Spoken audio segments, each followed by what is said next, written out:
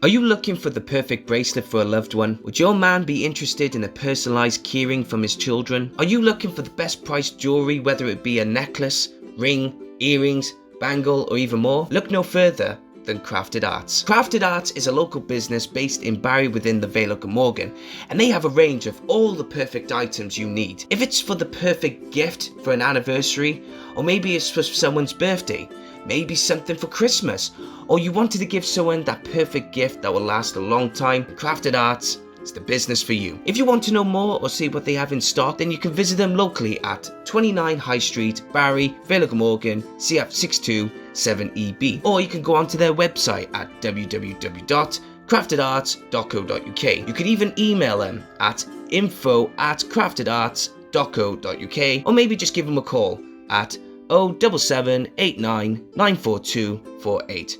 Trust me, it's worth it for the perfect gift. The best thing about Creative Space is that we don't just want to encourage people in being creative in TV, film, or even theatre. We also want you to be creative in a variety of other things as well. So do you want to have experience in making jewelry? Do you want to pick up a hobby but do not know what to take or where to start? Then look no further than the Vale Jewelry Workshops. Vale Jewelry Workshops provides the best experience in teaching you how to make the best sterling silver jewelry. They will help you make a range of silverware including rings, bracelets, and many more pieces. You will learn the basic silversmith skills such as soldering, texturing, shaping, and lots more. Not only do the workshops provide the experience for adults, it also provides the best experience and fun for children as well. So if you want to learn on how to make sterling silver jewelry, and if you're very interested, go onto their website at www.valegewelryworkshops.co.uk or get in touch with them via email at info@valegewelryworkshops.co.uk or even phone them at 07789 794248. Hey guys, how's it going? Rhys here of Creative Space Podcast, and I am back with another episode for you truly, and today's guest is Gabriel Barre. Gabriel Barre and I sit down to talk about his career as an actor and as a director, and him performing on stage in Broadway, and probably we mentioned about the West End as well. Not about performing, but mention the West End. Also, he's worked with Stephen Schwartz, the guy who has created many famous and successful musicals such as Wicked. We also talk about him being a cultural ambassador for a theatre company, which I thought was really interesting because he was an ambassador and having to go to Middle Eastern countries to perform and do so much. And there's a particular story that I had to ask him, and he gave me a story that I will never ever forget. But without further ado, it's me and Gabriel on Creative Space Podcast.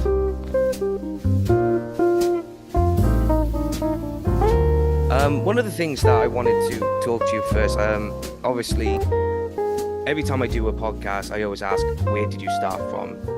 But I was just really curious to know about this particular topic. And even though I've got my glasses on, my notes are, because I've written it so tiny, it's unbelievable.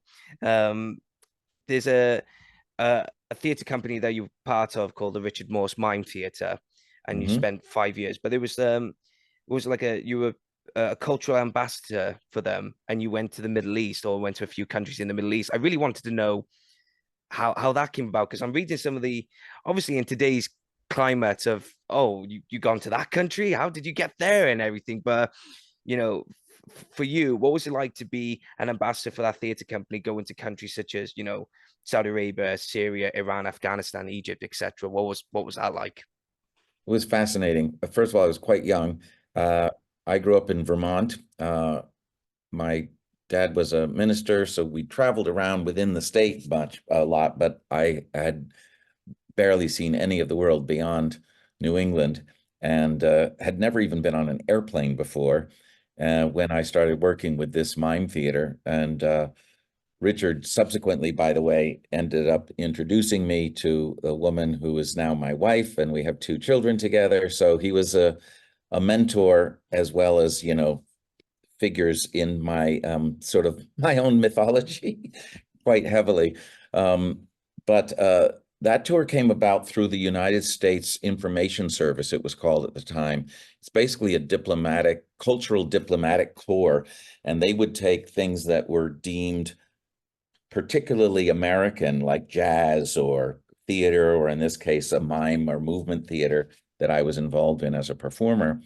And they would use it to sort of pave new ways through art, of communicating with other countries and other governments as a form of cultural diplomacy. And they would, return the offer. So they would also bring cultural uh, programs and artists from other countries into the US. A really great idea, and I'm not sure it's very active these days, unfortunately, but I wish it was. But at the time, it was a really interesting opportunity that we were given through that program to bring our theater to other countries. And so for me personally, it was amazing because I was literally seeing the world for the first time, literally traveling on an airplane for the first time, and experiencing their cultures in a really unique way.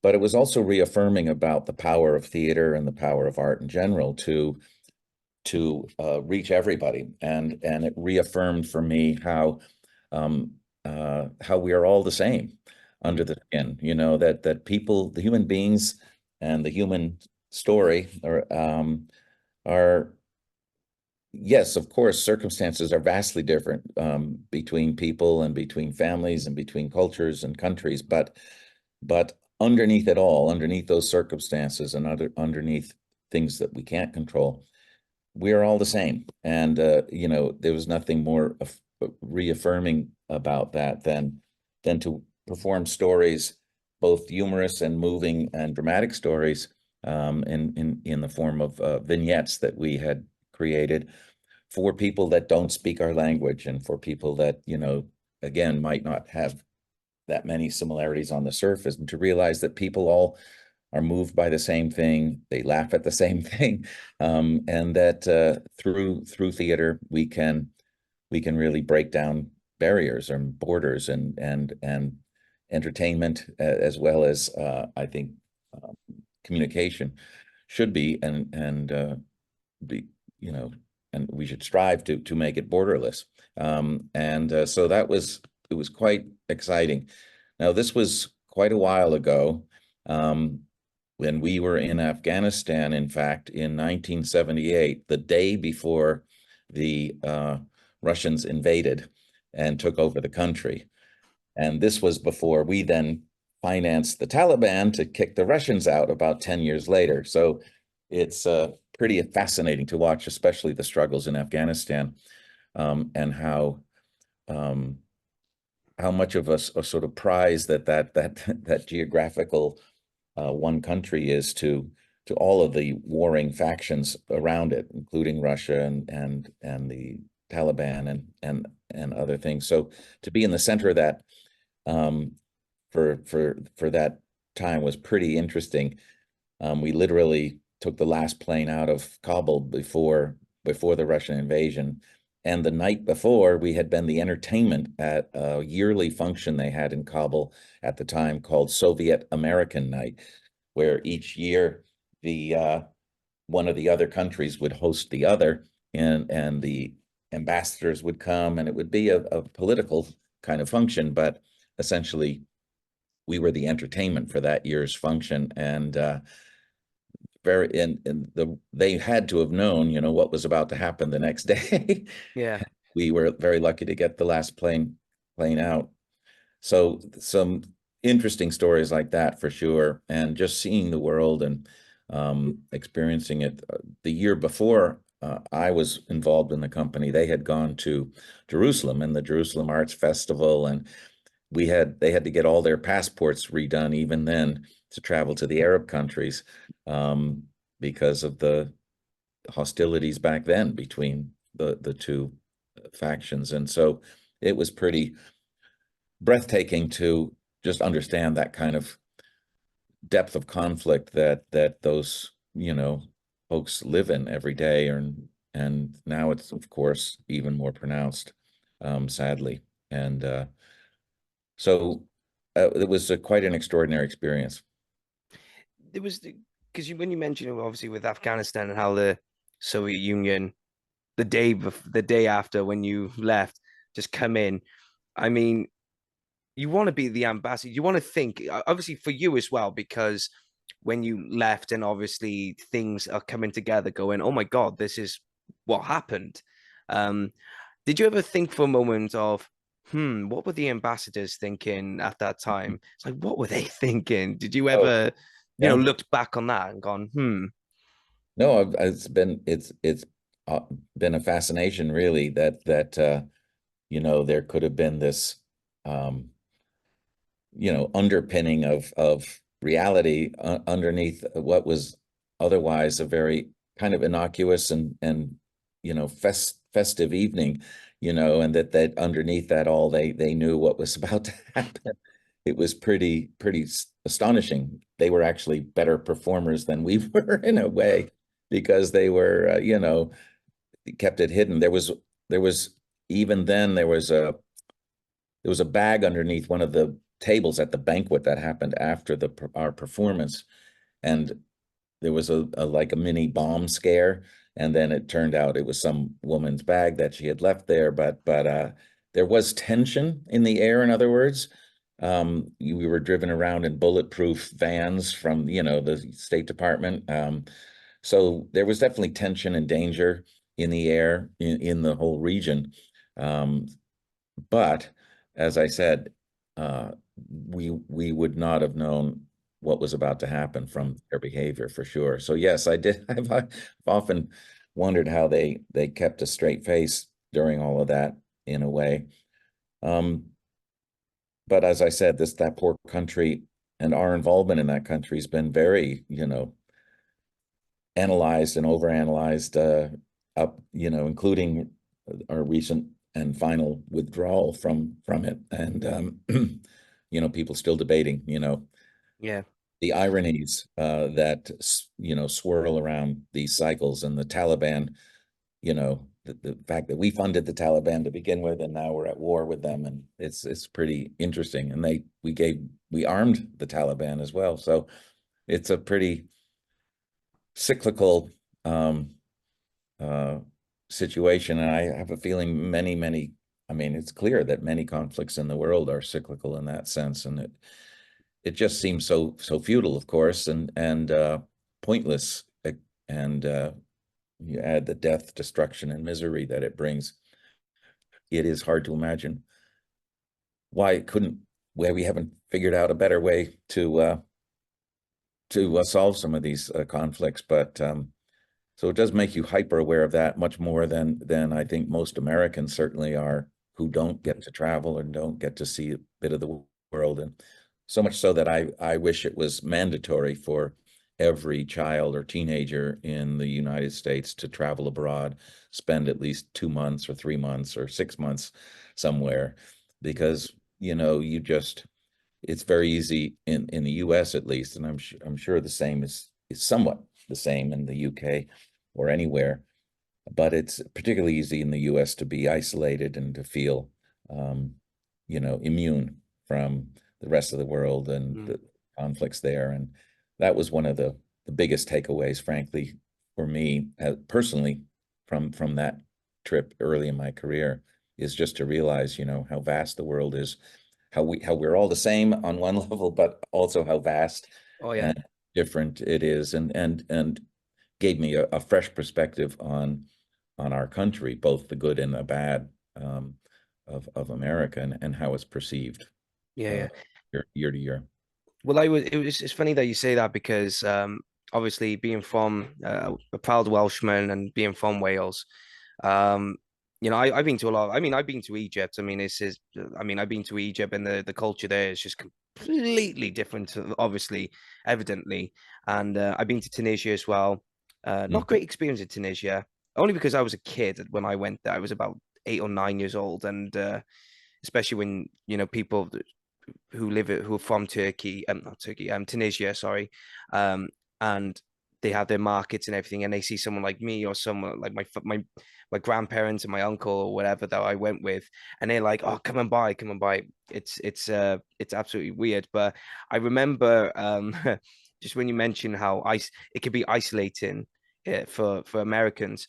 It was just for me. I only been to America, excuse me, once, and I was in Florida years ago, 2016, and I remember specifically. I went up to these locals that were took interest in us, and they said, "Oh, I like your accent. Where you from?" And we all said, "Oh, we're from Wales." And one of them just went, "Oh, so you're English then?" Mm. And I, I mean, talk about like Twitch moment, and one of my friends who does not like being called English at all, just basically said, "No, we're Welsh. How can you not?" But I, I mean, you could obviously say it's something to do with, the lessons in the class, so to speak, in the schools or the culture or whatever. But it was just when you said that, it just took me back right there and then to how isolating Yeah. it could be. Because Yeah. I mean, it's not just America; it could be in England too. I mean, some people in England could think, oh. England, not just England, like Scotland, Wales, or whatever, could think, oh, so and so is in there, and it's like, no, it's not. But that's how some people work. I No, think anyway. it's true. Yeah, that and yeah, and I think we all need to make a bigger effort to be more aware of the rest of the world. That's no matter where you're from. Going on to now how it all began for you. I mean, you've done a lot of performances on stage, a lot of directing for the theater, etc. Now, was it always acting? Was it always directing? Was it always the theater for you? Because obviously, I've just spoken to many people on the show, and they've said, "Oh, we've come in by accident, or we've been very lucky to have this." Mhm. Also, so I mean, this is what the great Bob Ross said. There are no mistakes. There are happy accidents. Mhm. What was the story for you then that you got involved in Broadway, the stage, etc.? Sure. I think it stemmed, from my I mentioned earlier that we traveled around, even though within a small area of Vermont, when I was younger, and I realized in moving from school to school as a young person that the best way to make friends was to be funny. So I was a bit of a class clown, so I was always performing to get attention and to also make friends, and it worked. So much so that when I was in high school, I tried out for the plays and got cast in the leading parts and just loved it. I loved the attention of it, and like I said, it came with a meeting a whole group of people that I really also liked, and so uh, after high school, I was given the opportunity. I auditioned for an acting school in New York City, and I had to weigh that opportunity against going to a standard university.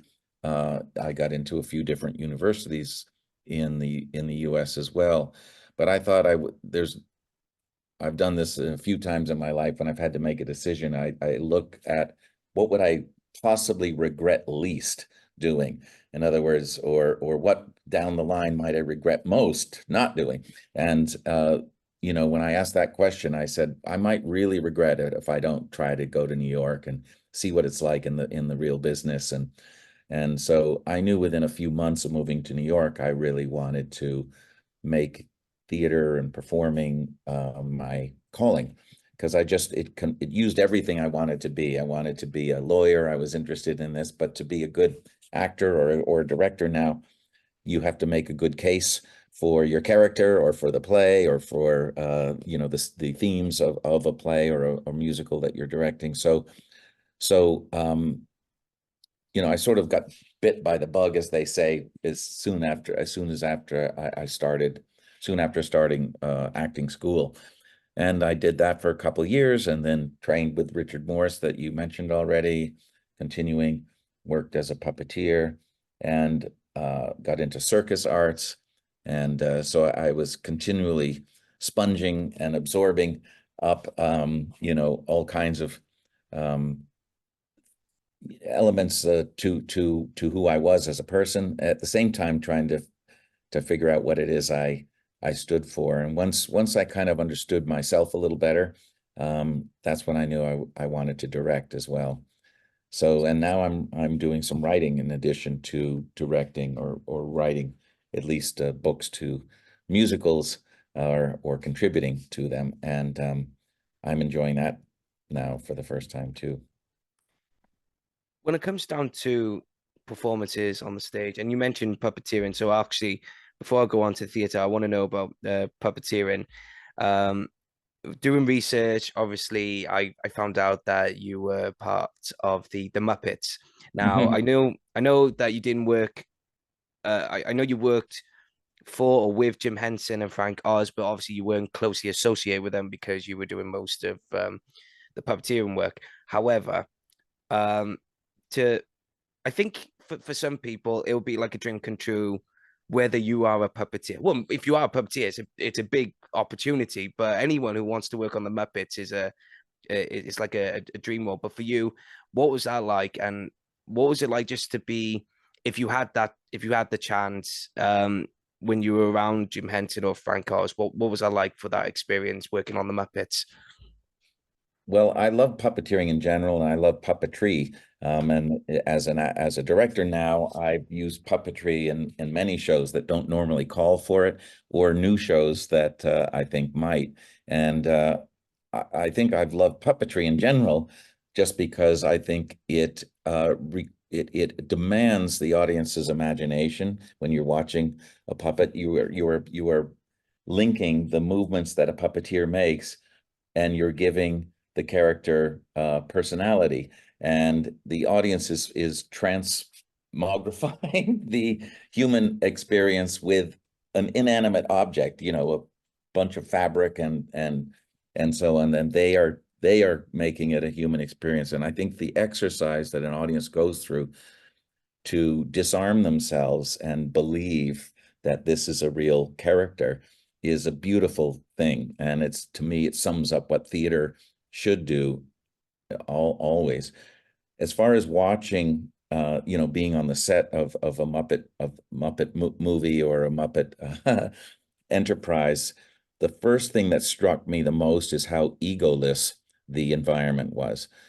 Because after all, even though these are and were famous people for what they had created, and rightly so, there was no ego. It was really just about getting the shot, making the story work. And that's the case on many sets, to be fair. It's not unique to puppetry alone.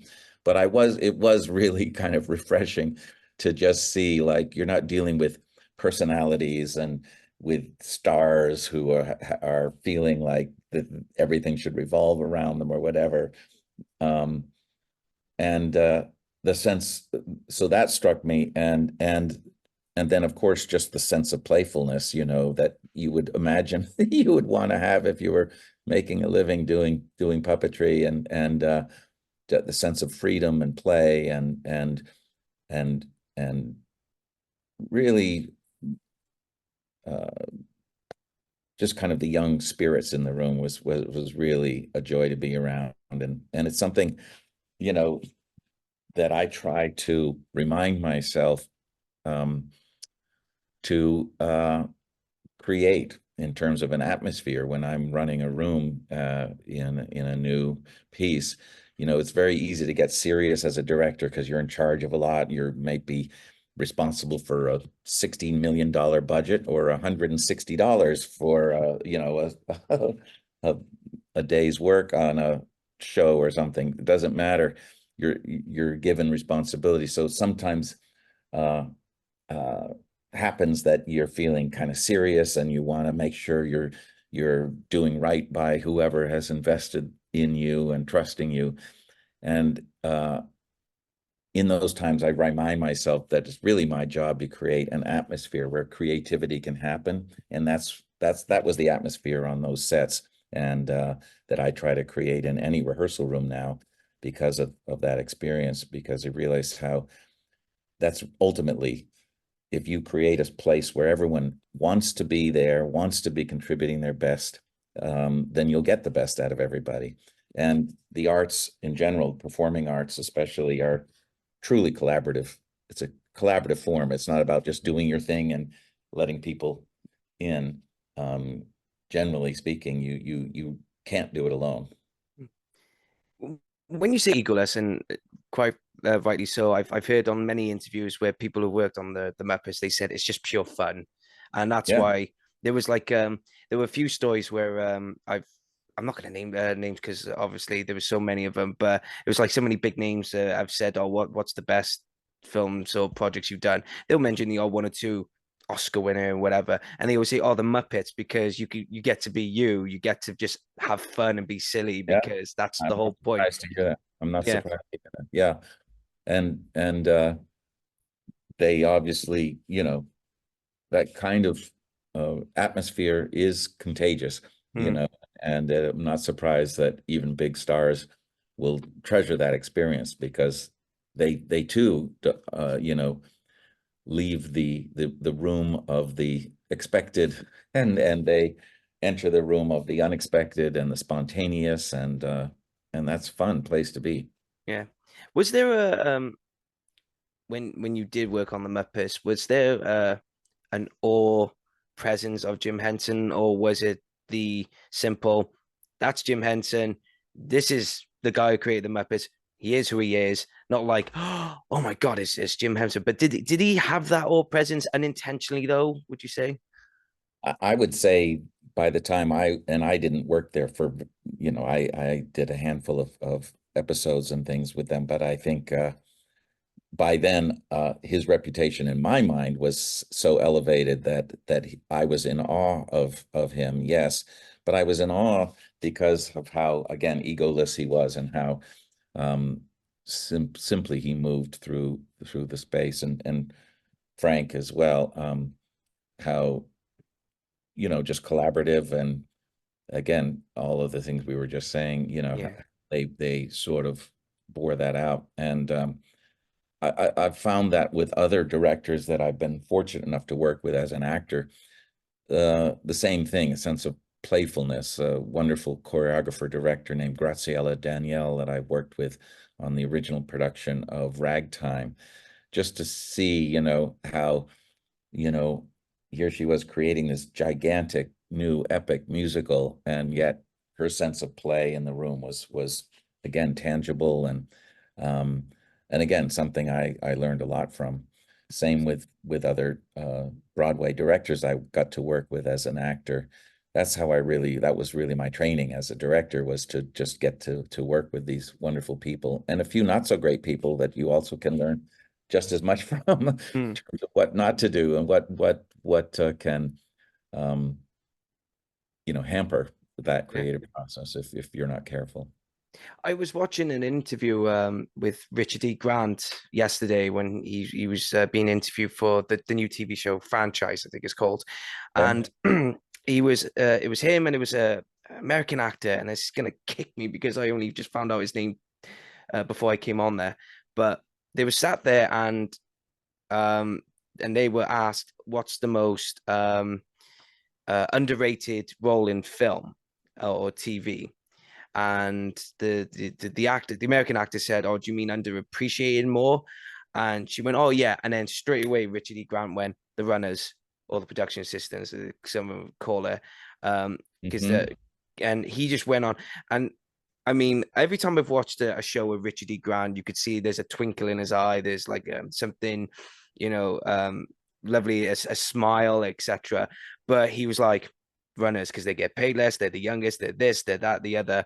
And then when he mentioned about how his daughter was a runner for 2 years on big projects, and the fact that these were big names, and then he said, "Oh yeah, I confronted one of them." I was just like, "Oh my God, what's going on?" But it's sad though that an actor like Richard E. Grant that had to use his, I don't want to say authority, like use his position as a well-established actor to go, you just were mistreating my daughter and she's a runner and she's trying to work in the film industry.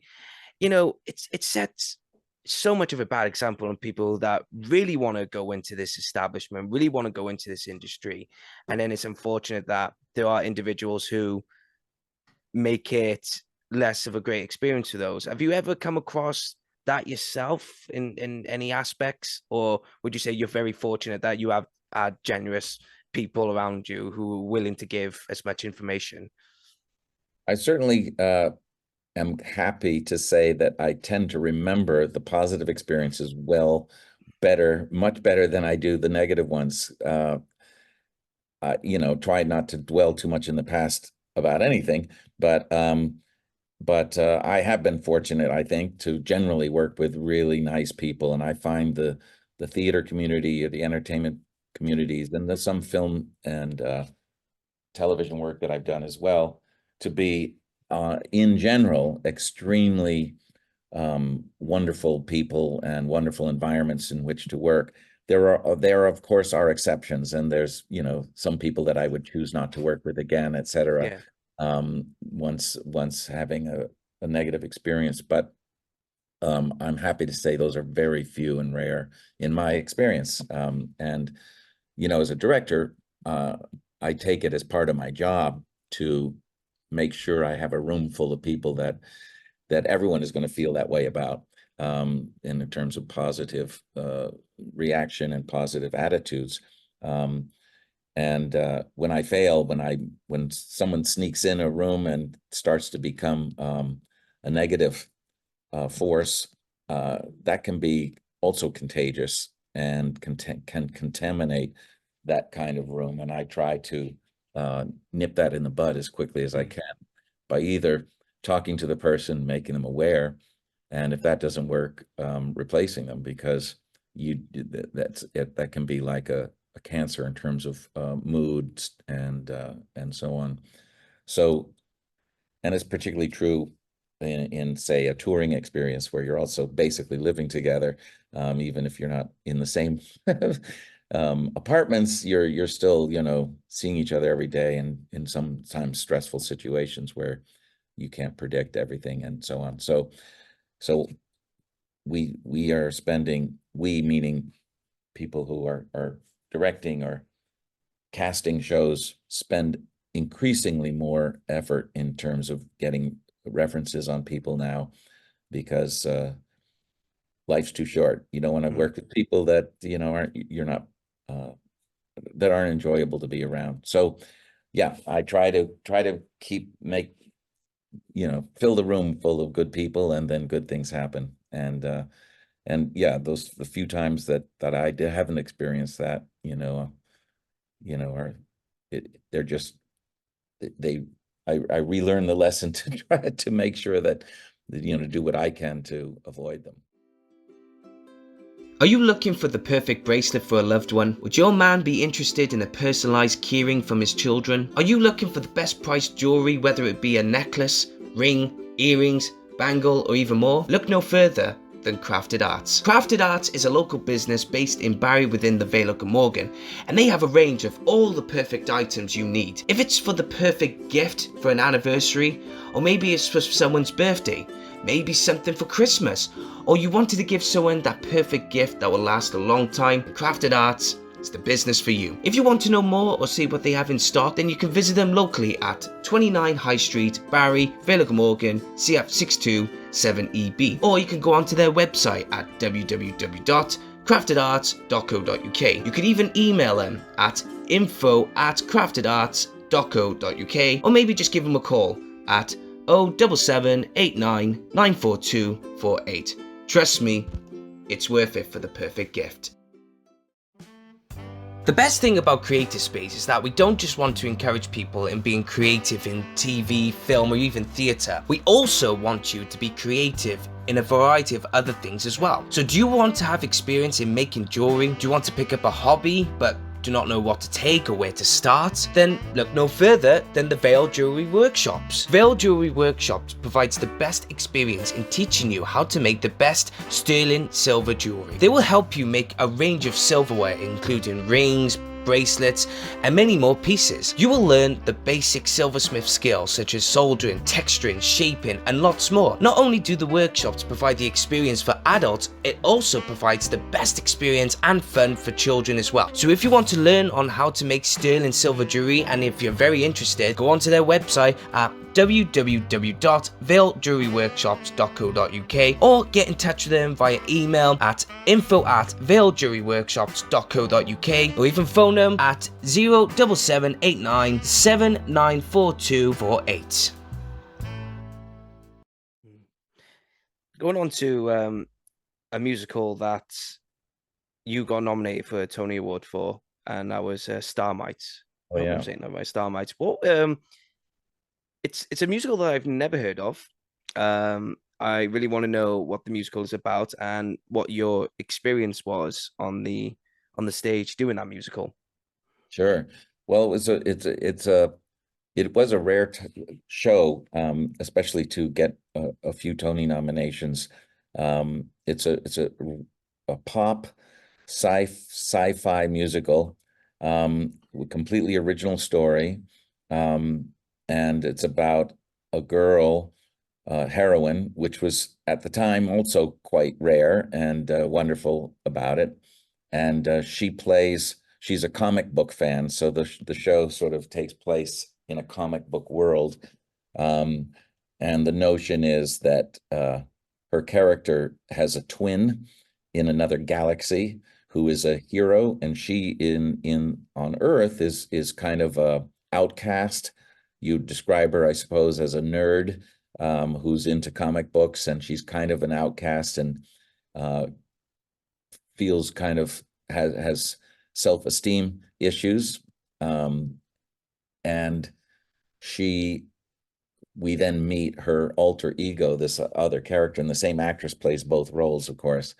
And they end up switching places. The hero from this galaxy ends up, coming to Earth and replacing her, which is kind of a fun notion. And but it's mainly to do with the heroine's adventures in inner space, it's called.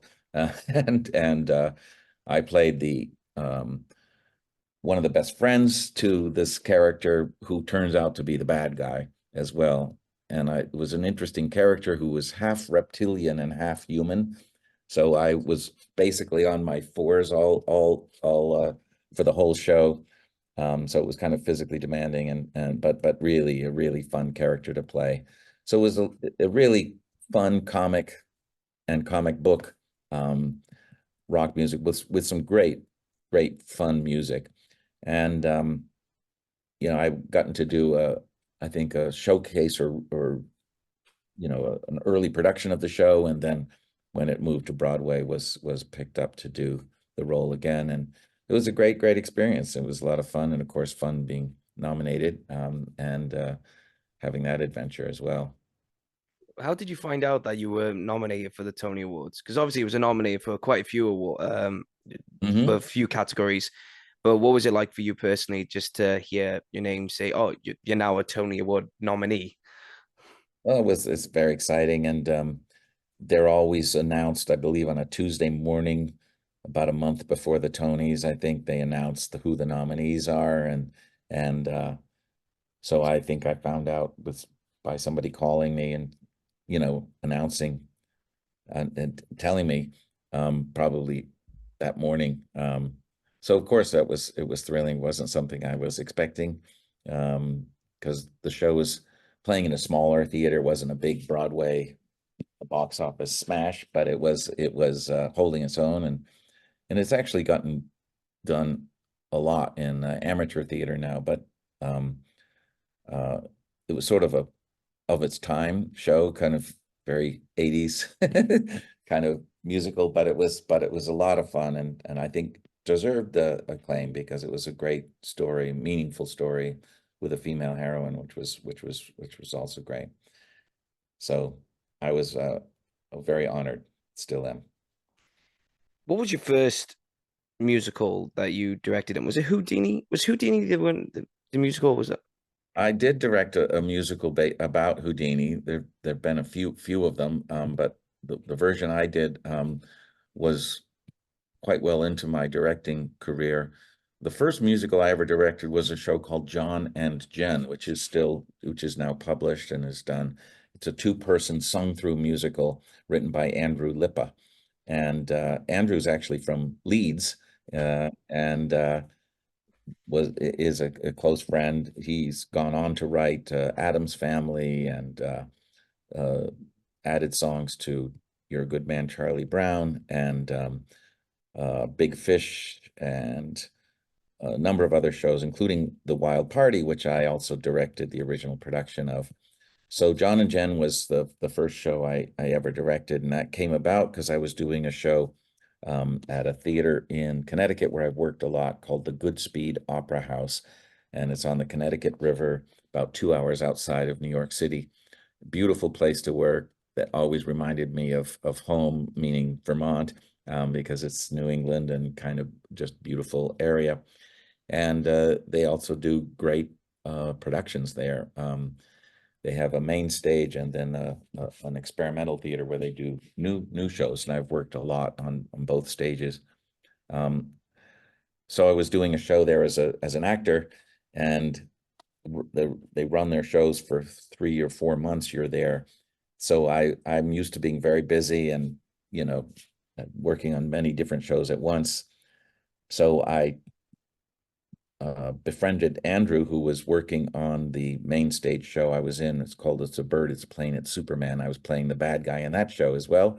And Andrew shared this material, John and Jen, with me. It was then just a one-act musical, and I loved it. And I said, I want to do a reading of this.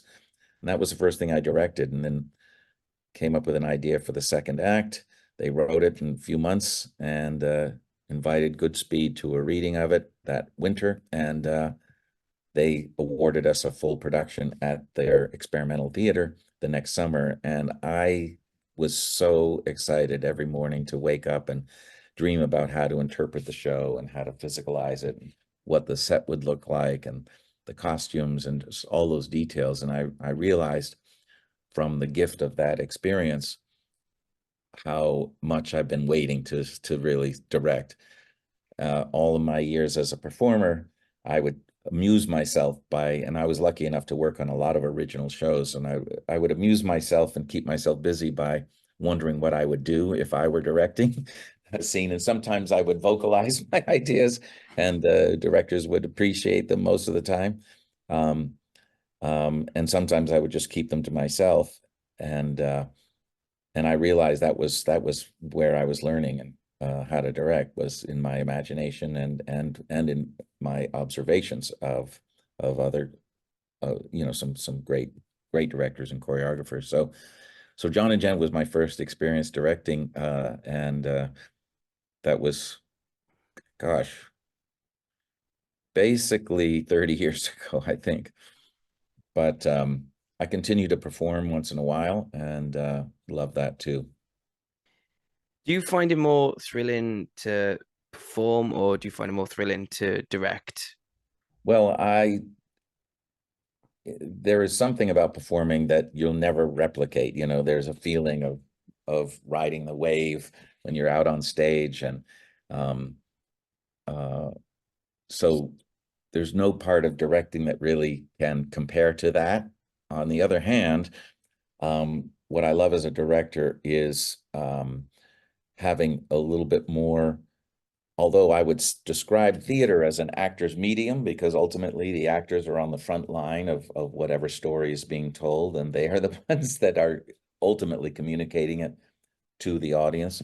But as a director, I do have a greater sense of control over the entire production, and I love that aspect of it. And I love the aspect of a good director, I think, has to have a great relationship with every person working on the show, both all of the actors, of course, but as well as on a big show, there's 100 to 200 other people working on the show that you also have to have a great relationship with, and keep those relationships attuned to the common goal. And I love that, just that act of collaboration, and truly being providing a vision for the show, but at the same time being open to that vision changing or uh, widening or narrowing as you go through the process. And um, I just love that creative aspect of it. And now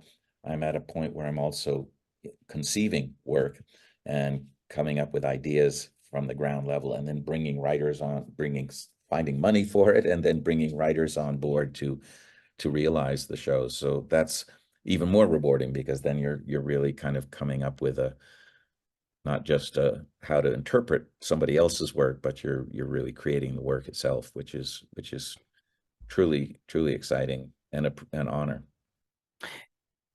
There are two names I've got, and I really want to know, did you work with them? And the first one being because of the height of Wicked at the moment, where we're having two parts of Wicked being shown in the cinemas soon. Did you work with Stephen Schwartz? Yes, I've known Stephen for many years. My first Broadway show as an actor was a show called Rags, which Stephen wrote the lyrics to, and the show was composed by Charles Strauss. And it's a beautiful score, and it's essentially this sequel to Fiddler on the Roof in many ways, because but none of the characters are repeated, but it is about in Fiddler on the Roof, the Jewish people are sort of expelled from their town of Anatevka, and they have to move to another land. And this has, of course, been the fate of the Jewish people for centuries.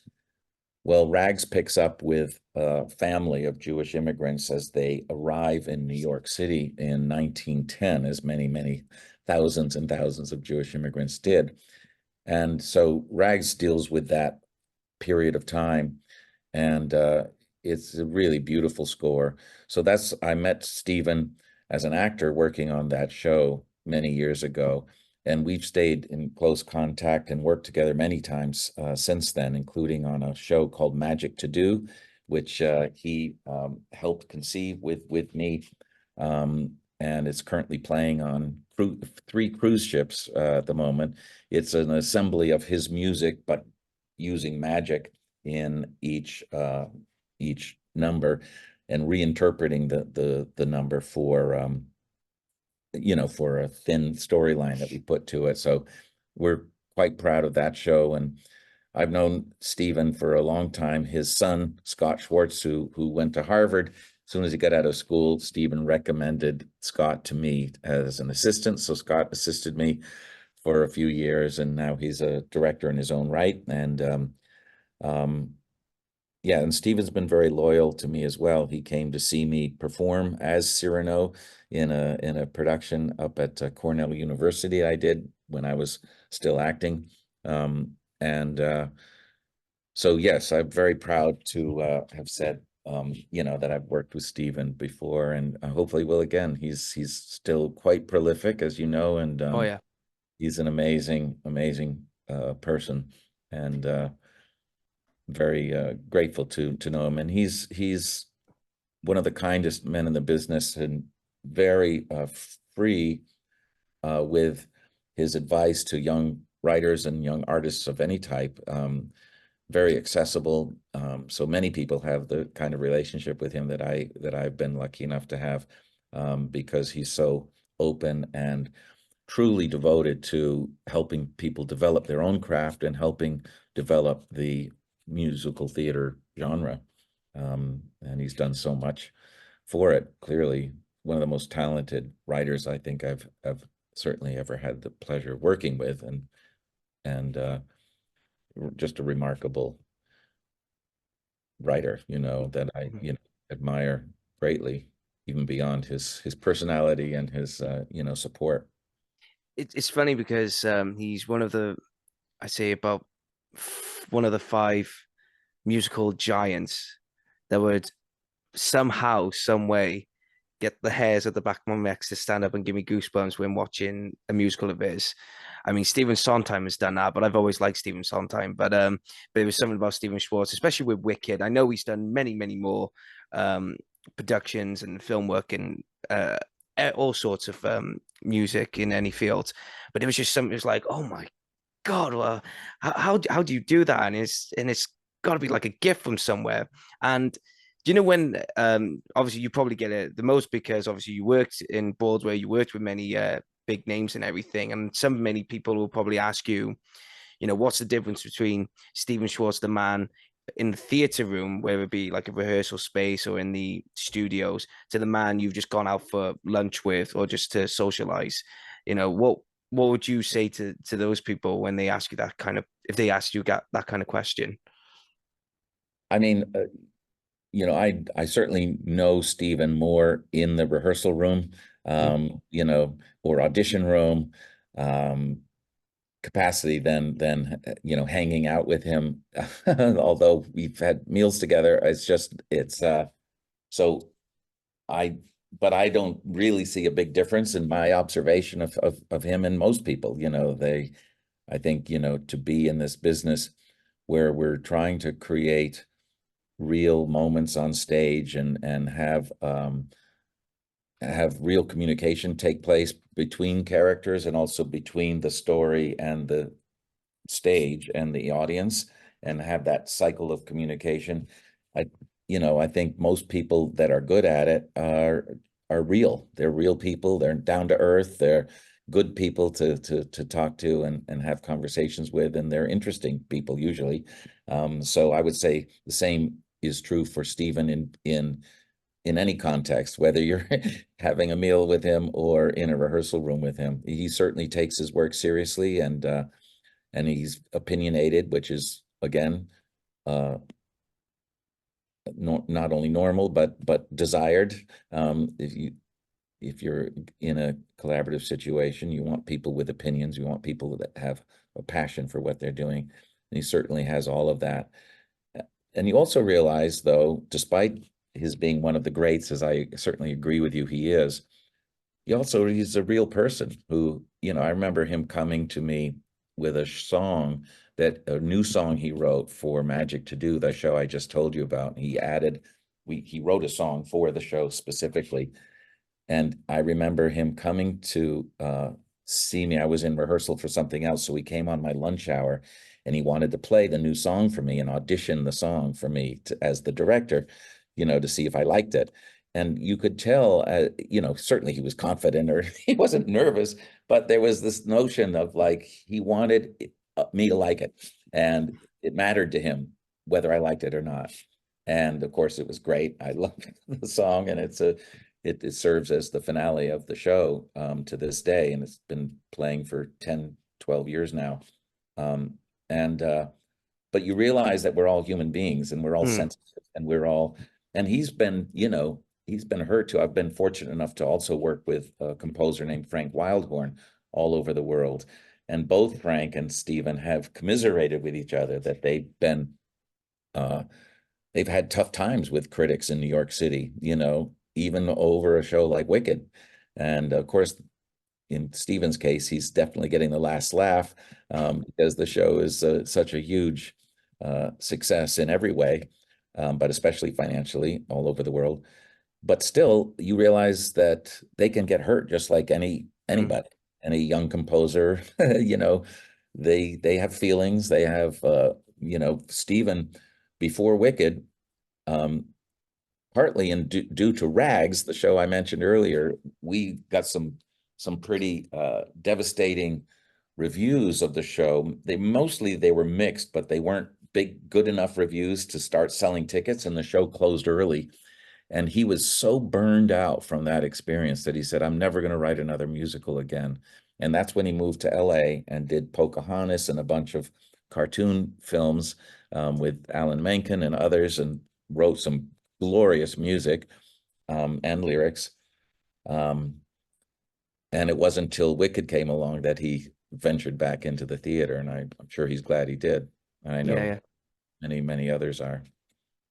I'll tell you a funny thing now, because obviously I've written quite a few plays, and I do them on my own. I don't get anyone to help me because obviously in such an industry, it is hard to get into. So sometimes I've been given the advice of just if you got something, go and do it yourself.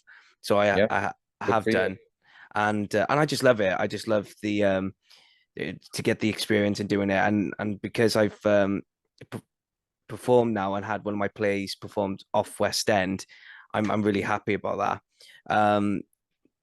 Whether it's not for a couple of days or a day or whatever. But I was watching a BBC documentary series called The Story of Musicals, and it was about how the West End basically fought against Broadway and how, right, if they got great musicals, we're gonna have great musicals. And my grandfather, who I call my Bamp, who I've mentioned so many times on this show because he's my hero.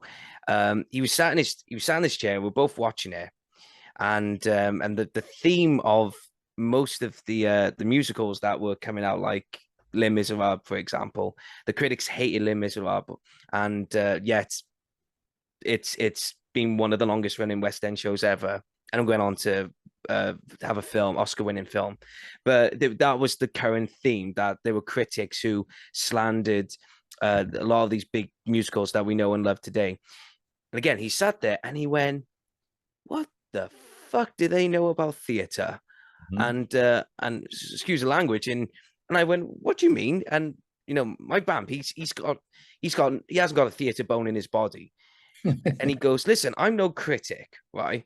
But if I love a show, I love a show. If I don't like it, I don't like it, right? What do they know? What are they going to tell me that I'm not going to know?"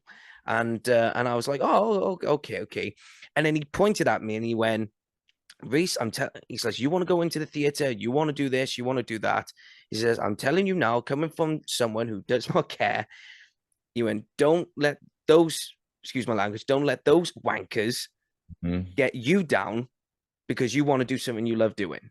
Yeah, that's great advice. And it's despite believing that, hearing it and saying it, it's still hard to remember sometimes. Oh, yeah.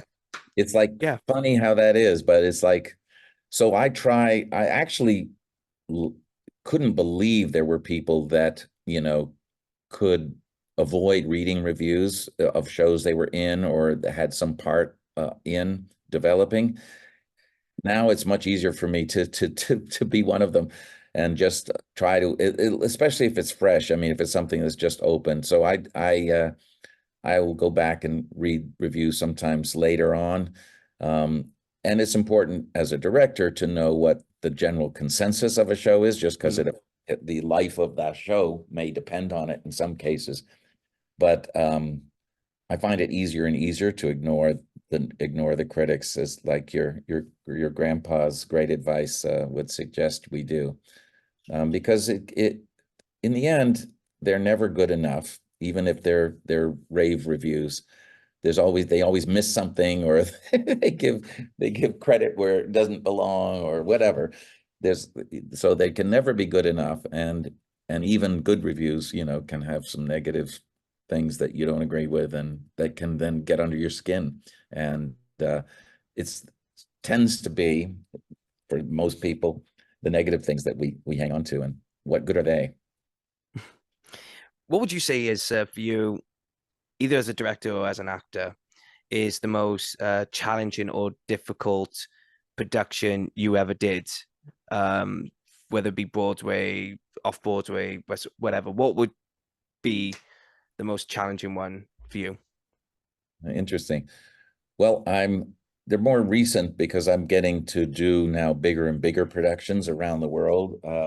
One of the most challenging, just on a practical level, was a show that I have currently running in China called Sound of the Silk Road. And we were working on the show for 4 years through a very well-known theater producer in the States called Nederlander Company. They own about a third of the theaters in the country of the United States and about a third of the Broadway theaters. And they have a international arm to their organization called Nederlander Worldwide. And that company had formed a collaboration with a Chinese production company to create a Broadway-style musical about the Silk Road and China and ancient Chinese history. They built a theater in a new theme park in Xi'an, China, and this show is still playing there. But I was the director of the original production, so the script went through many, many processes And then the Chinese government would get involved and say, you can't say this or you can't say that. And so just the process of creating the show was arduous. And ironically, the day that the Broadway and I think most West End theaters shut down for COVID was the day they greenlit the show for full production in China. So I spent about 6 to 8 months of my COVID experience in China once I went through a month of quarantine there to putting up this show. And it's a massive scale show. It's Broadway style of storytelling, but it's much bigger than Broadway because the theaters in China are massive. They seat usually 3,000 to 4,000 people, and the backstages are huge. So the set was humongous, and it's a big effort. And we are now in the process at the moment of adapting that show. It's being performed in China now in Mandarin, of course, but we are now going to adapt it and create an English version of the show and bring it to Broadway in 2026. So I'm still working on that show, and it's still challenging because not just of the government overseeing the project, but just anytime I work in a foreign country, it's usually in the native language. So I'm dealing with translations and back translations and also just the fact of getting a show together. You've got all the layers you normally have, but then you add this fifth or fourth or whatever dimension of just communicating with each other through translators. And so I would say that would rank up there in terms of challenges. But again, challenges that we all met, and I'm very proud of the show and proud of how it looked. Our lighting designer did the show from his house in East Hampton, Long Island, and was watching the monitors and was on China time with us when we were teching. So considering the obstacles we had due to COVID primarily, it was quite remarkable what we came up with. So that was certainly one of the more challenging ones. And working on shows, when I take on a new musical, I constantly remind myself, even if I need, the work or whatever, not to get involved with a show that you don't believe in. Because if you feel like the writing is not up to par, or you just feel like it's a story that you can't get behind or aren't excited about, anytime I've gotten involved in a show that I don't 100% believe in or I'm passionate about, it becomes challenging because ultimately you're dealing with a deficiency in terms of the material itself, or sometimes the writers involved. And so that can be really tricky because you can't change some of those things. And ultimately you try to find ways to compensate for weaknesses in a story or a work, but ultimately those are basically adjusting the symptoms and never treating the ultimate disease. So that's in general, those are the type of things I've been very lucky to avoid most of the time, and a few times I haven't. Remind me how important it is to just make sure you feel passionate about what you're doing, because otherwise it's really hard.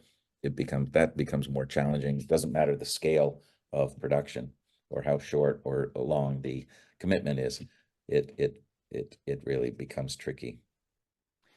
Last question for you now, Gabriel, and thank you for finding the time to speak to me. My pleasure, Rhys. It's such a joy to meet you, and you're quite a remarkable young man yourself. So I hope to stay in touch and keep me posted on your work. And I'd love to read one of your plays if you're interested in sharing it. Oh yeah, we'll do. I'll tell you what. After we get this done, I'll send you an email of some of my scripts and see what you think. I appreciate that. Thank you. No worries. Last question for you. Always ask the guest this. It's become part of the podcast tradition. How do you look back on your career? Well, the first thing that comes to mind is with pride. I am proud of, having made a living doing something I love to do. That's the bottom line.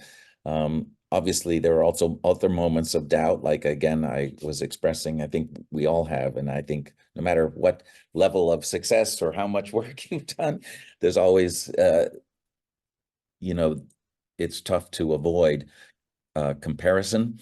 And you look at people like, why couldn't I have had that smash success, or couldn't I have done this, or why wasn't my work better received? So there, of course, there are those kind of thoughts that race through our heads, but ultimately I'm very proud of what I've been able to achieve. And mainly I'm most proud of the fact I've had a fulfilling life. I love what I do. I love getting up every morning, whether it's, again, working on something on a very small scale or early point in its development, or something that's, you know, on a much bigger scale.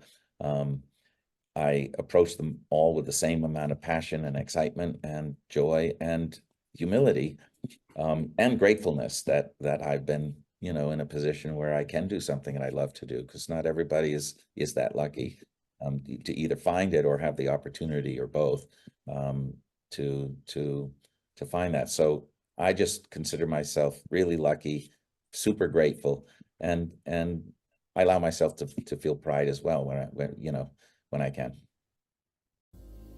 Thank you guys for tuning in to the Creative Space podcast channel. Make sure you like, share, and subscribe to the channel so you can be notified for more content in the future.